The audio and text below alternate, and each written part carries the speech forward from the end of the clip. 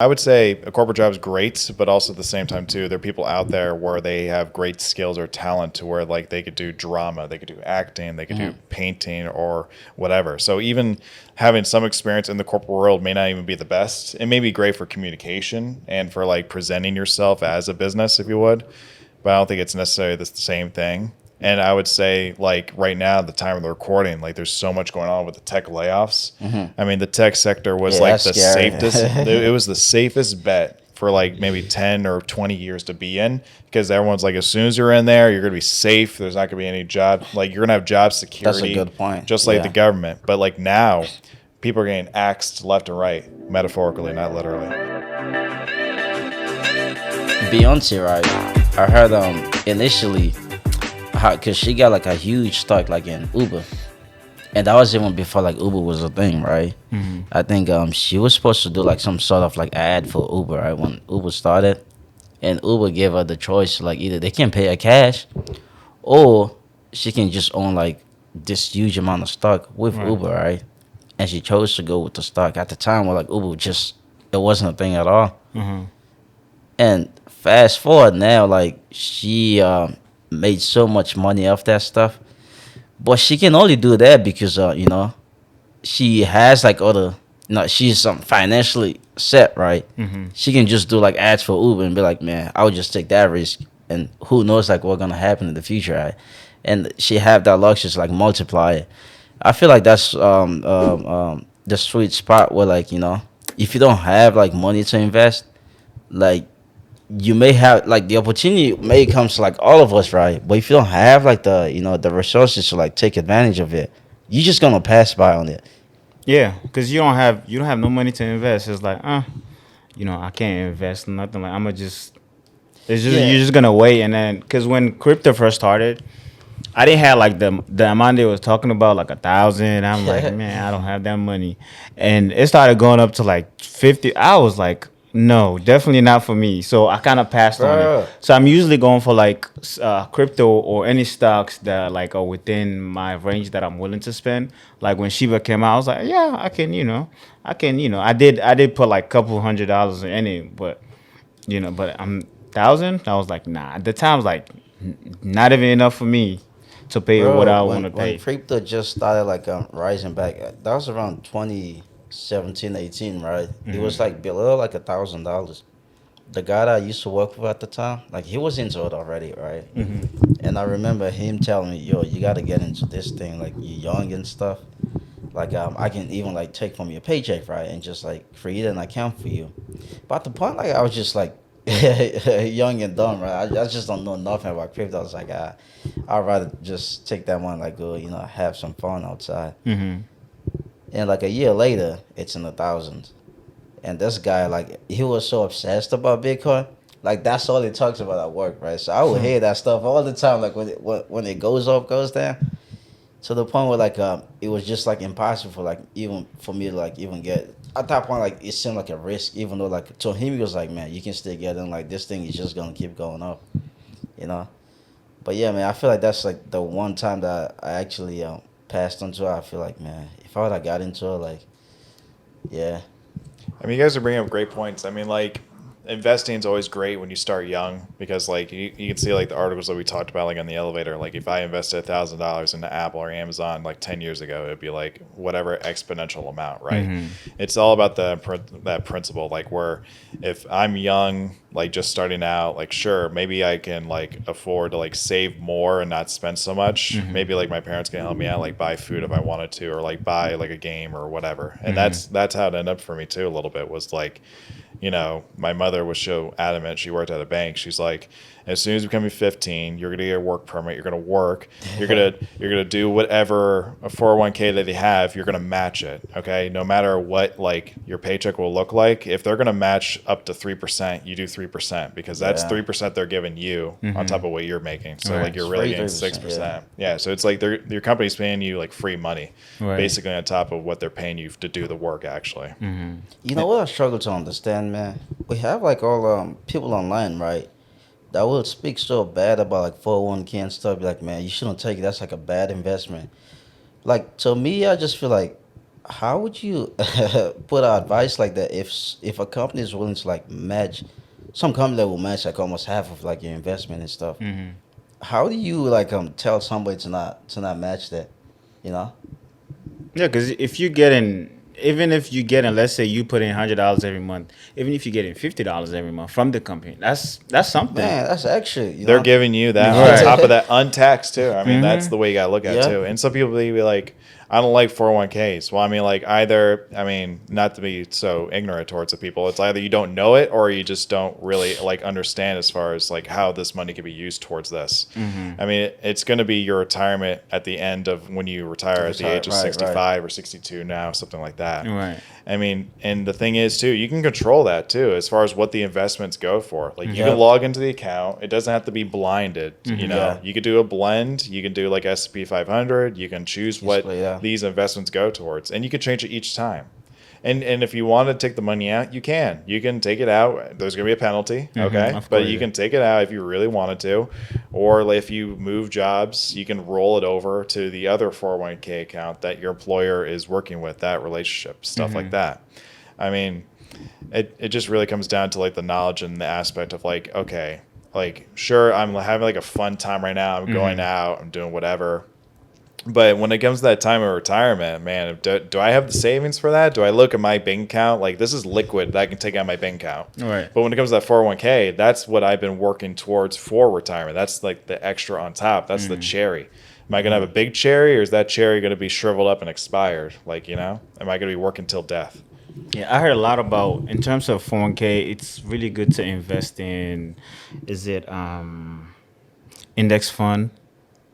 I think in mutual funds as well. I think it's really, instead of investing in just one single stock, which if the stock is not Oh, yeah, that's performing, dangerous. then you lose money. But if you invest in like a index fund, it's like a whole bunch of, it's like a whole bunch of stocks all together. And if one stock is not performing well, that don't mean the other stocks, are still, performing bad. They're still probably doing way better. So it kind of balances out. So you technically not losing money per se, but you're still gonna make something. Or if even if you're losing money, it's not like way like a lot. It might just be like 1%. Yeah, I mean, if anything, we learned from like fractions in school. You know, like 1/50. That's not that much, Right, You know, like when you have that index, it's a wide range of companies, and let's say it's these people are managing this like portfolio of things, and that's why you get you pay also a fee for these indexes Right. to have these people manage it and put it all together for you, so then you can invest into it. If there's a company that's not performing consecutively, they're going to swap it out. They're going to drop it and put other something in there that's going to perform better. Otherwise, Right. again, like the index, and just like a business, it's not going to survive, right? So they're going to want to make themselves profitable or other things too.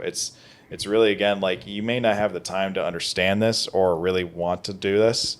So these people are going to do it for you. Like they're going to have this powerful index that you may want to invest into because it's a blended, or it could be sector driven, technology, energy, whatever you want. Right. And it's going to be whatever the top performers or the best ones that they find that are going to be great for you.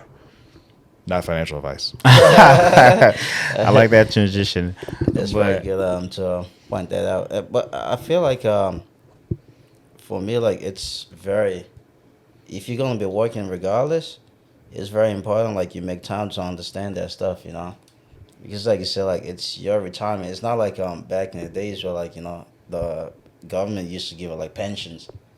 It's not that They can't afford that anymore. That's why we got this. It's not happening anymore. So like if you have like a 401k where like your company is matching you to some sort of percentage, like definitely take advantage of it. Like 6 days before tax as well. So sweet, and you can also play safe with the S&P 500, right? Which is pretty much like the majority of like the stock market. No. Yeah.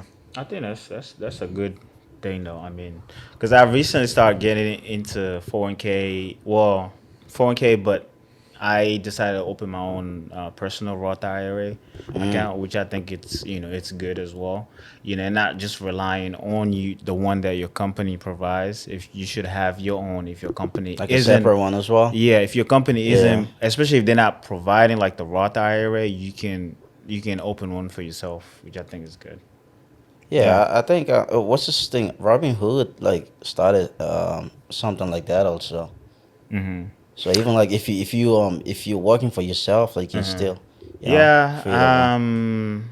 Robinhood is good, but not a sponsor, but Fidelity is also a good choice, Yeah. and But we're open for Vanguard, sponsors. yeah, Vanguard. They have good, I guess brokerage companies that are good out there. Robinhood, I don't think I would rely on it. Why not? I don't Yeah, know. why is that? I don't know. I mean, it's good to, I guess, learn if you want to play around with it, but it's just that I don't. It's not really like managed per se, but I don't know. I just wouldn't put all my eggs in one basket, especially Robinhood. You You know, think it's too new? huh? You think it's too new? Yeah, it's too because they new just for them. launched it. They just Is that what's kind of? yeah, it's a little scary Okay. for me. But in terms of you doing like ETFs, or buying single stock, you can do it on there, which is fine. But it's just doing like 401k or Roth IRA, like I won't really rely on it right now because they don't have a lot of options. That was a lot of their conversations back in the day when they first started as a stockbroker. People would trust E-Trade, TD Ameritrade, Morgan Stanley. They're like, I would trust these bigger ones versus like Robinhood and stuff because like they're brand new and things like they're too risky. It's a startup, and but like again, they go through regulations Right. and Yeah. you're going to be insured and stuff too. But like, what was the real kicker was like the free trade commission because Yeah. back in the day, in order to buy a stock, you had to pay a commission Right. to in order to buy that stock versus them. Now it's like, nope, you could just It's whatever free. the price Yeah. of it, you pay Pay it. that, You don't that's need it. to pay a transaction fee, Yeah. stuff like that. I mean, Yeah. I think, and don't get me wrong too, like I'm a little worried too as far as like, doing a 401k with them as well because I want to see the ins and outs and especially how much they're offering and what availability that they have. But I think it's going to become easier as far as like young people go to like Right, to invest use it. into it because it's frictionless It's as far very as user like friendly as well. yeah, and like a lot of the major users already have a stock brokerage in which is Robinhood. Now they just have the one little button in the app to now put in their 401k, and they could probably easily allow themselves to move that money over versus like going through a bank waiting a couple days or so. There probably is maybe a transactional period. Don't quote me on it, but like it's going to be just frictionless to have them like save more. I think it won't be bad if, for example, if I decide, let's say, okay, well, every month I want to just put in 50 in Robinhood just to try it out. But then I have my main brokerage account that I usually put money into, which is fine. But that $50, I can be like, okay, yeah, if I lose it, that's fine. It's just $50, where every month I just put it in there and kind of just to test how it goes. If it's performing well, fine. But if it's not, then I know it's only 50 a month. It's probably not going to do much damage to me anyway. So Yeah, I who think do t- you trust? If you don't I mind me asking? honestly- because if we were on Robin, who would you trust as your I honestly 401k? don't, because I've just started doing Roth IRA. Yeah. Not the company one. The company didn't provide that one. They only provide 401k. But I went with Fidelity. Honestly, Okay. yeah. That's a I good did. one, I yeah. did my research a lot, and in terms of like the percentage they take off, it's a little. It's cheaper for me. Okay. So I prefer that just to start with it, rather than paying a little bit more. Again, my financial isn't up there, so Right. I shouldn't be going for where I'm gonna pay more. I should just kind of be where it's not technically free, but I still gotta pay something. No, Where of it's kind of course. like in the middle. So that was my main reason, and it's also user friendly. So No, I appreciate you sharing. Because there could be people watching just like this that are like, Yeah. why did say no to this to the other? It makes sense what you say. I mean, Yeah, and at the everyone's going to be time- different. yeah, and at the time I haven't, I think Robinhood hadn't like start, I guess, their own process yet. So I didn't look at it. And then as soon as I started with Fidelity, and then all of a sudden I started hearing the news about Robinhood, starting their own. I was like, oh, this is interesting.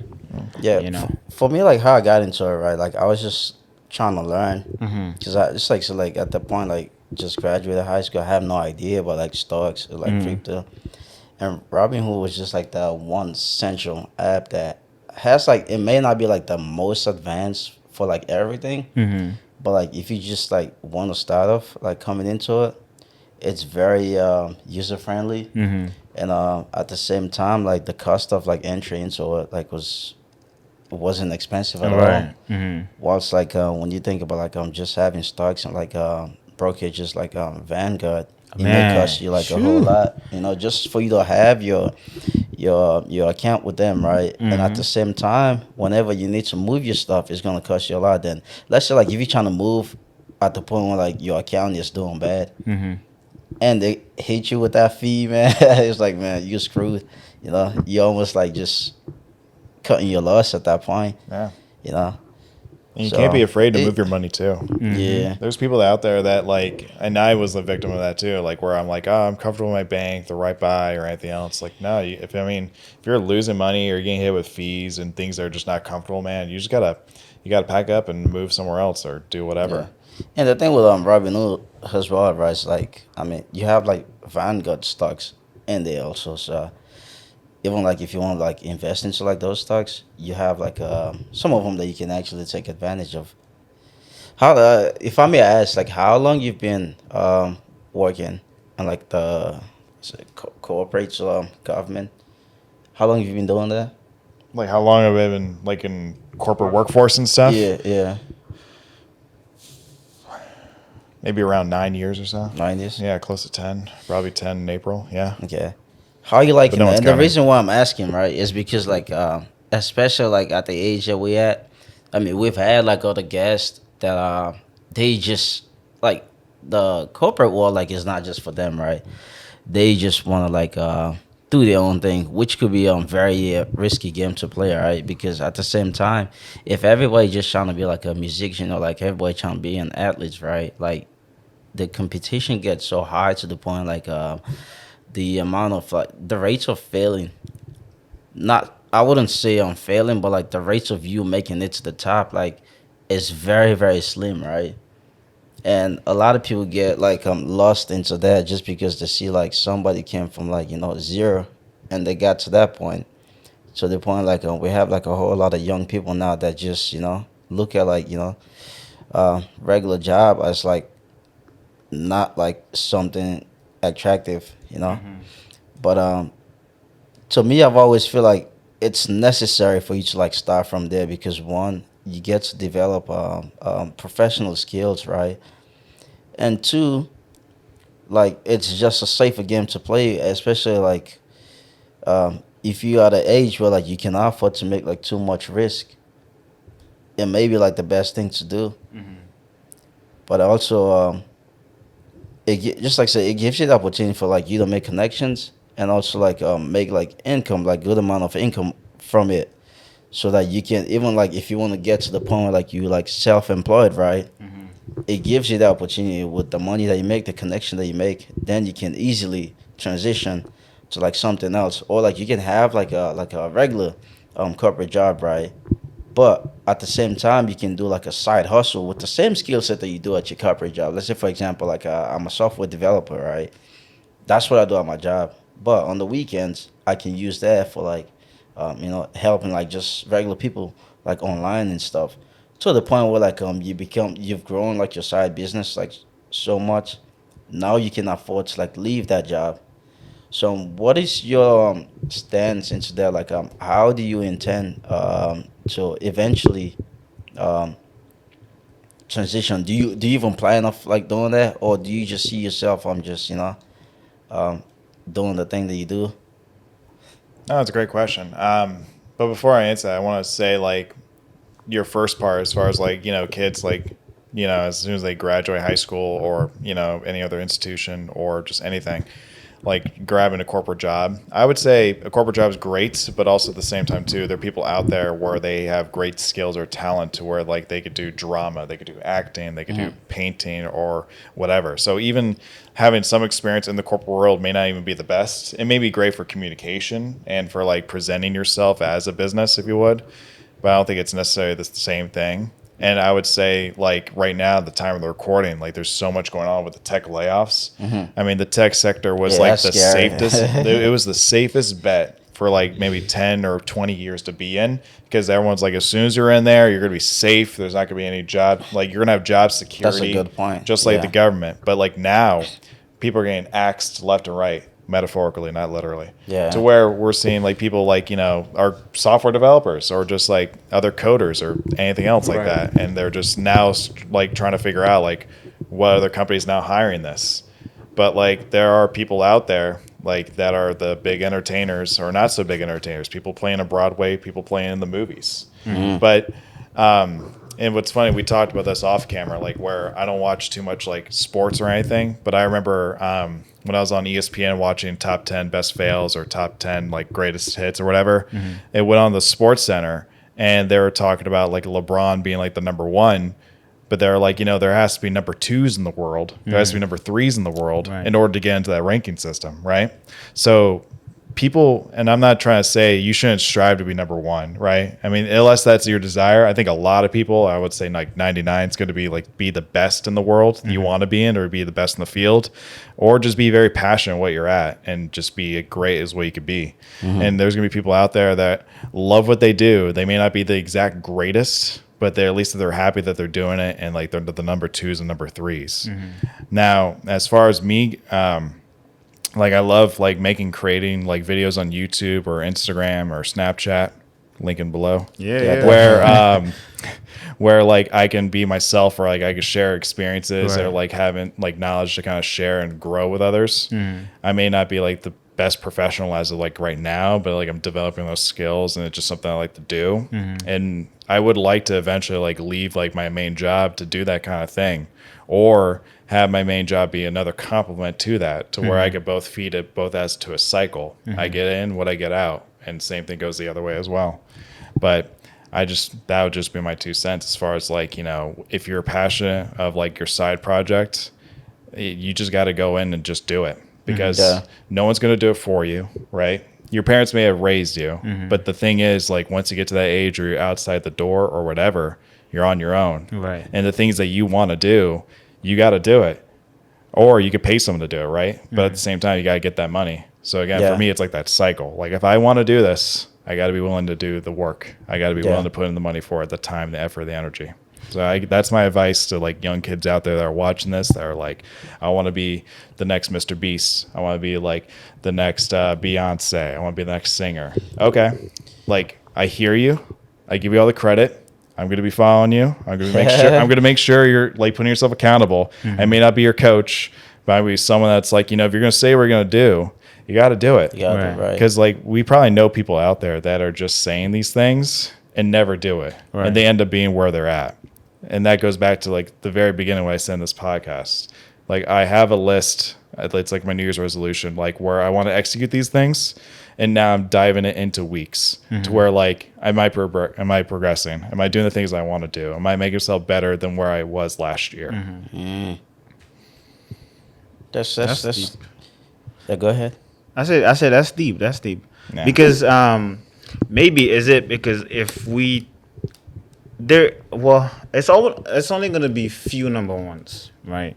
It's never gonna be everyone is number one. So There can only be one number one. well, few and but it different can always categories. change. Right. There can always, people may outdo each other. Yeah, like, but you know? just like you were saying, in order for you to get to number one, you have to climb up the ladder and get to number two first, and then you go to number one. It's not like right off the jump you're like number one. No, it has to be steps that you go through, and those steps involves getting better at what you do.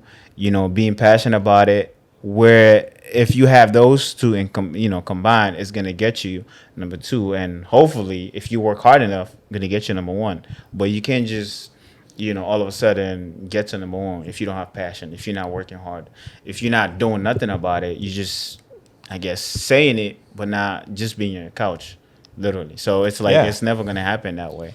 Which I think I totally agree on that side. Yeah, I think the point also that I was trying to make, right, it's like if all three of us are competing for something, right, none of us are thinking of like coming number two. We all trying to like be the winner, right? And if there can only be one winner at the end of it, it's usually the person that has like that is more disciplined and has like the best plan to like how they can win. And most of the time, like you see people get lost into like saying like I just want to be like the best at this thing, right? But they're not even thinking like what can I do for me to like become the best at this, you know? Like we can all have like this goal, like I want to be the fittest guy in the room, but am I really like going to the gym? Mm-mm. Like what do I do like on a weekly basis, on a daily basis to make sure I'm on track Right. to get there? It may not be like a very easy route and stuff. Like sometimes like you may not see the rewards at all like immediately, right? And that's where people get like frustrated as well because we're always looking for like this instant gratification, right? Mm-hmm. Sometimes like we want to get there, but if you start like I'm going to the gym, right? Like 1 2 weeks, you feel like you need to see results like immediately, right? And if you don't see it, then you be like, man, this thing is not working. I'm just stop, right? The moment you start questioning like yourself from like even going to the gym, that's where like the failing begins, because at that point like now first you have to like fight yourself mentally to get yourself back on track. Mm-hmm. Then after that you actually have to go to the gym now. That's like sometimes I try to like just close my eyes into like things like that, right? And I would try to like take evidence, right? Like you said, like you track yourself on a weekly basis. Mm-hmm. If you go back months down the road, right, you can definitely see that you've made improvement. And there's one thing that actually like I usually journal, right? And there was a time last year my car, my Chevy that I had, like the engine blew up on me, right? Yes. And at the point I was like, man, how did I just blew up this engine, right? Because I couldn't even like get a whole grasp of it. Then I went back to my journal, right? Like every single month, my goal of the month was to have my car checked, right? And I saw myself like moving that goal like throughout the whole year. And I was like, man, this is exactly why the engine blew up on me. But like if I was just like thinking of it at the time, like I just couldn't understand it. But Mm-hmm. when I get back to my journal, I saw that track like every single month. I was just moving this one goal that I was supposed to like do like at the beginning of the year, right? It tells me like clearly like the reason why I blew up that engine. So now like it was clearly my fault. I know like next time like when I have a goal, I have to make sure like I need to get it done because it's like you said we can get so busy Mm-hmm. and like just get loss of time. Like you don't even know how fast like time is moving. Like right now we're in March. Like you just feel like it was just a couple of days ago. Like we started the year, right? Right. So yeah, it's very powerful. Like what like tracking your progress can do for you. Not just like looking into like every single day, but like if you look at like over time, like compound effect, right? Mm-hmm. You get to see like the bigger picture. Right. I mean, it's true. Like, and that's why I love having topics like this just on like self improvement or growth or things like that. I may not talk about myself more on my channel and stuff, but I like doing a self reflection. So, like I was saying, I do like my weekly goals and stuff like that.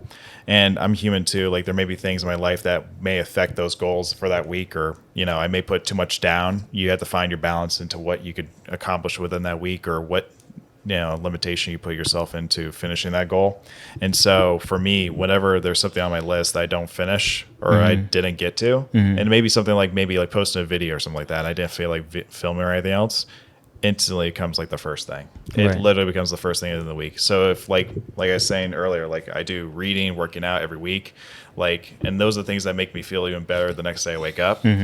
But I'm going to prioritize the things that I missed on top of those things. In order to make myself feel better, I need to do the other things that I promised myself in order to go through it too. And I recently finished a book too. It's called The Atomic Habits by James Clear. That's a pretty good book. It's something that like we were talking about, like, we go through these habits we're passionate about. And like it may be something that people may be experiencing or like trying to experiment with, like saying singing. Like I may want to be a singer one day. Well, okay, I need to take voice classes. I need to get myself on stage, things like that, right? So I'll take baby steps. So like a way that you can look into atomic habits is just like the words itself. You start very, very small, right?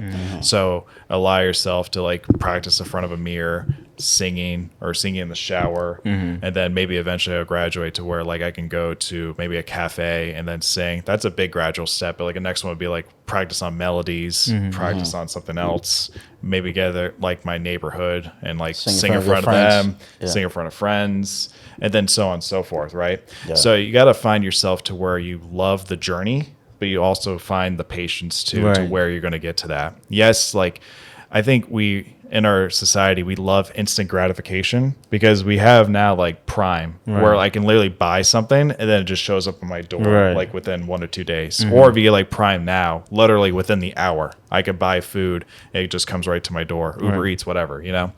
So I think you got to get to that reality check to where like, you know, a lot of these people that like we may idolize, you know, they didn't just was born great. They probably could have been like literally born great, but at the same time, like, you know, you see people put in the work. You got to find yourself loving that journey and stuff like that too. I personally love running, and I find myself like running on a trail.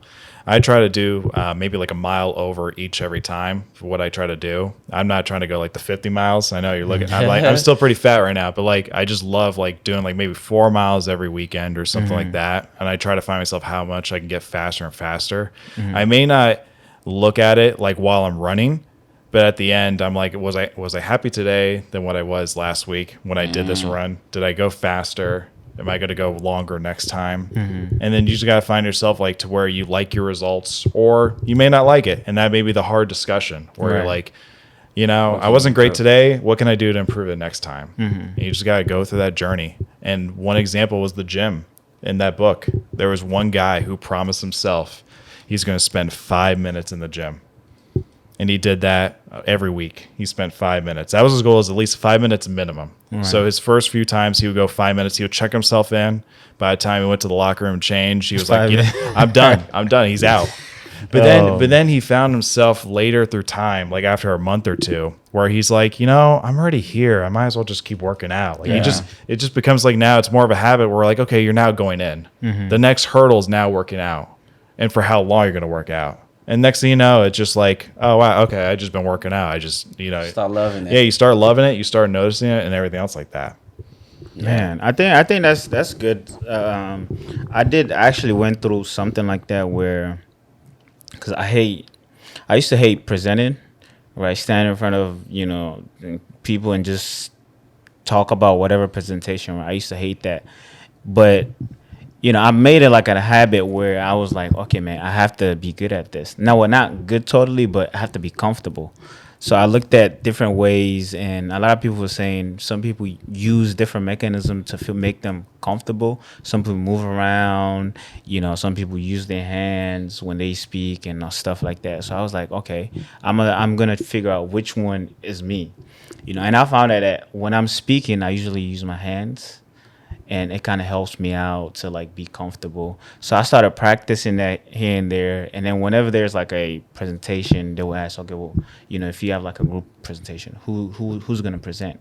You know, I'm always like, okay, I'll do it. Right? Started doing that over and over. So I would volunteer each time. And now it's like I don't mind it. It's like if there's a presentation, I don't mind it. Totally, I'm comfortable just doing it, even if, you know, I'm nervous as hell. But I'm like, it's fine, you know, it's just people. I'm just gonna go speak to them, right? So now it's like I'm okay with it now, you know. Whereas first it's like, if you talk about presentation, man, I'm gonna be nervous. You find a way not to. I'm like, man, right? I'm sick today. Especially a topic you don't really know about. Oh boy, you know, that's hard. That's the worst. So I try to always do my part. I try to always, you know whatever I'm talking about.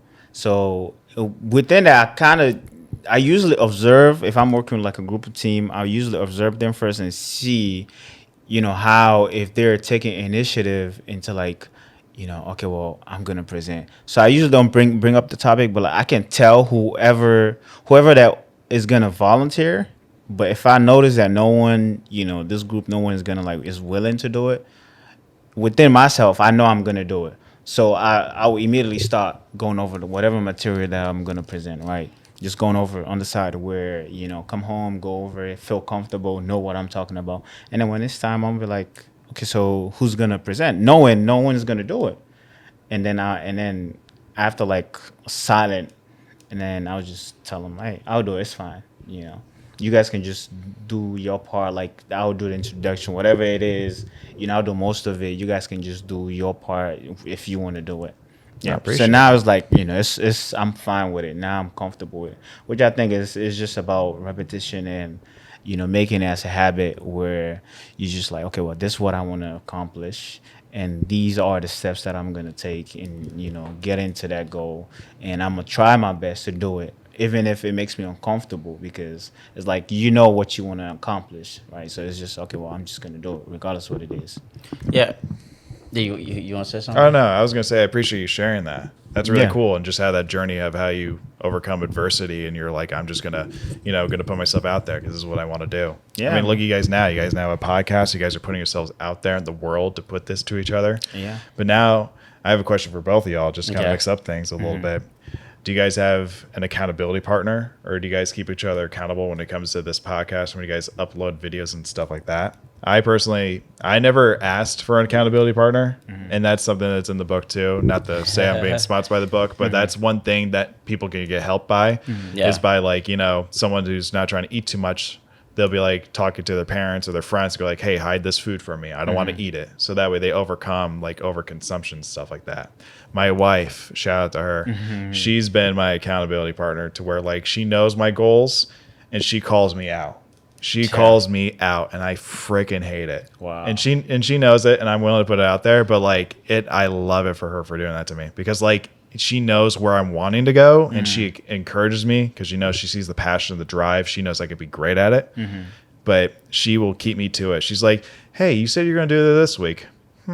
And then leave That's or all something, she said, like, right? you know what I mean? Like it's like those little tidbits where in a like, joking way. yeah, joking way, or just like ways to kind of like drive your gears, or she'll be straight up blunt with me being like, hey, you said you're going to do this and you didn't do it. Are you just lying now? Or are you just going to not do what you're going to say you're going to do? You a hypocrite.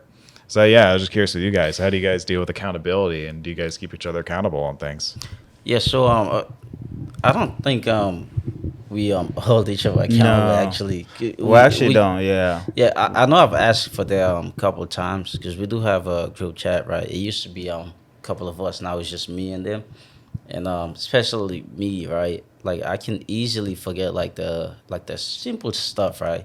For example, like I've done like the hard work and like editing the videos, right? Publish a video.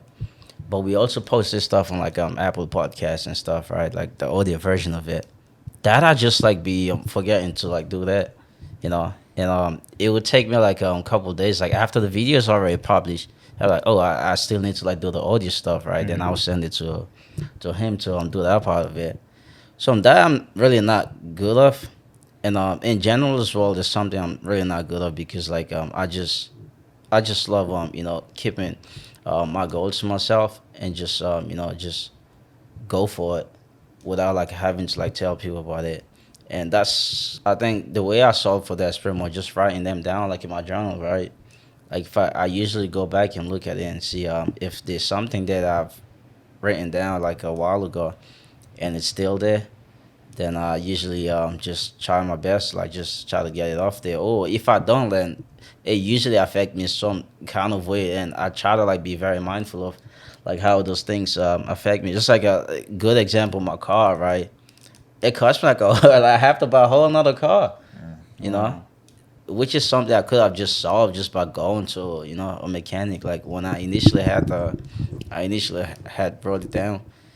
Even like sometimes like it may not like cost me like a lot, but if I let it like compound enough, it will get to the point where like it can hurt me like really bad. So that's how I usually hold myself accountable. But I'm trying to get more like used to just putting my goals out there, because I feel like that is more effective. Because like say your wife, right? Like when you have somebody looking at you from the outside, they usually don't give you the time for like you to let that thing sleep up to the point where like you have to pay bigger price for it, because they can see it. Sometimes we get lost in the process, like you don't even notice like the things that you're supposed to do, you don't notice until like your mind gets back to it. But if somebody else is just looking at you from outside, right, they can easily see that what you're slacking on, and they can easily call that. So I think we don't necessarily have it unless a couple times I will remind him to upload the videos. I mean the audio, but that's about it. But in terms of like the whole entire YouTube thingy, I have friends who knows that on a Saturday we shoot, right. They always ask me, "Hey, you guys shooting today? What happened?" Yeah, I think that would have been That we've been very good at that, right. just like shooting days and time. They ask me that a lot. I even have a friend at my job. He always asks me every Monday, "Did you guys shot this Saturday?" And every Friday That's he would good. ask me too, "Have you guys been doing it?" Right? I was like, "Yeah, we have a guest coming up, this and that." And then my family, because they know I leave. The moment I stepped out, if they don't see me, they was like, "Oh, aren't you doing your YouTube thing today?" I was like, "Oh no, we're not shooting today, but we had shot few episodes that we gonna upload either today or the coming weeks, but we're not shooting necessarily." But they always remind me because they know I usually come here on Saturdays. So if I'm home, they was like, "Oh, what happened today?" I feel like that kind of, they're like reminding me of what I've been doing or like what's going on. It's like they're Really always giving me- slacking, man. right? Yeah, I mean, those are the people that like a lot of people. It may be annoying. It may sound like a gnat in your ear or your face. It's so annoying, but those are the people that you need to have with you because they're the ones that are like encouraging you to keep doing grow, what you're doing yeah. that you're passionate about or knowing that you're going to be going great with it or not. And those are going to be the same people that are going to be like, hey, they're going to give you straight up feedback if anything. I'm one in particular that like I like to have people in my corner, but I also don't want yes people in Right, my corner. right. I don't want yes man, yes women too. We're neutral here. To where like, hey, that was great, everything's great, but then I want the person that tells me straight up, like, yo, bro, it was garbage, man. Right. The audio was trash. Do like, better. Yeah, like the video angles, like you're too long in this one segment. Okay, but it goes back to what we're saying too. Some feedback is like here and there, but also it gives you just perspective, like what people are looking for, and also just how you can better yourself too. And just again, like this is what we're all trying to do. We're all not born great. We can just be crafted great. Right. Man, this is really informational. Yeah, I love it, man. Yeah, so you want to see more like this, don't forget to like the video, Of comment course. below on seeing what other topics to cover about, and subscribe for more. Yeah, and, this- talk about your channel, what what is it about, and just so what people can get like a sense of before going to see it. Oh, sure. So it's a play off of my last name, Budnick, which is just my Instagram is going to be Buds with Nick, YouTube and Snapchat. It's pretty much just a journey about my life, what I find interesting. I talk mostly crypto on there lately, and I like kind of go back to my childhood a little bit when it came to Pokemon cards. So I'm just kind of collecting the back up as I can, or just nostalgia purposes, just go over it because I think a lot of people like that history of it all too. Right. But essentially, again, just kind of crypto talk and things that I find interesting, like travel and other kind of vlogging experiences. That's dope, man. Actually, before we go, right, I would like to revisit where we met, because I don't remember exactly where we met, but Kinda told me. Craigslist misconnections. Oh yeah, okay, makes sense. But then again, but me and him, we had subscribed to each other's channel, right? And he's actually been keeping me accountable on my channel. Whenever I post, he will comment, give feedback on it.